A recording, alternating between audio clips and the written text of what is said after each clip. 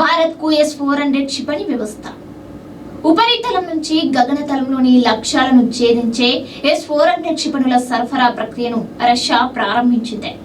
భారత్ కు ఈ క్షిపణులను అందజేస్తున్నామని Russia federal service for military technical cooperation director Dmitri Shugaev చెప్పారు. ముందుగా అనుకున్న ప్రకారమే భారత్ కు S-400 క్షిపణుల్ని సరఫరా చేసే ప్రక్రియ ప్రారంభమైంది అని దుబాయ్ ఎయిర్ షో ప్రారంభానికి ముందు వెల్లడించారు. సుదూర లక్ష్యాలను ఛేదించడంలో, గగనతలం నుంచి వచ్చే ముప్పుని ఎదుర్కోవడంలో S-400 క్షిపణులు మన దేశానికి అడ్డగా నిలవనున్నాయి. మొదటి క్షిపణిని చైనాతో సంక్షోభం నెలకొని ఉన్న లద్దాఖ్ సెక్టార్లో మోహరించాలని భారత వాయుసేన భావించినట్లు తెలుస్తోంది.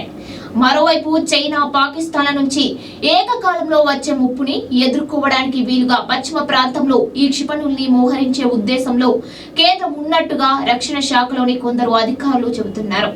చైనా ఇప్పటికే S-400 రెండు క్షిపణుల్ని లద్దాఖ్, అరుణాచల్ ప్రదేశ్ సరిహద్దులో మోహరించింది.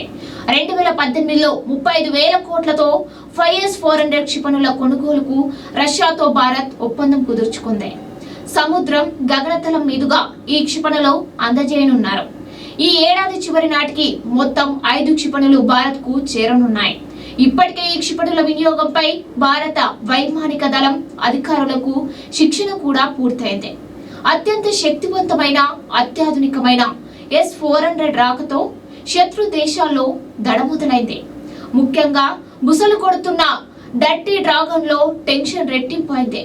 అటు చైనా అండదండలతో తోక జాడిస్తున్న జిత్తులమారి పాకిస్తాన్ వెన్నులో వణుకు పుడుతోంది. కొద్ది రోజులుగా సరిహద్దుల్లో ఉద్రిక్త పరిస్థితులు నెలకొన్న ఈ సమయంలో S-400 రావడంతో భారత సైన్యం నైతిక స్వైర్యం పెరిగింది. శత్రు దేశాల్లో కలవరం మొదలైంది.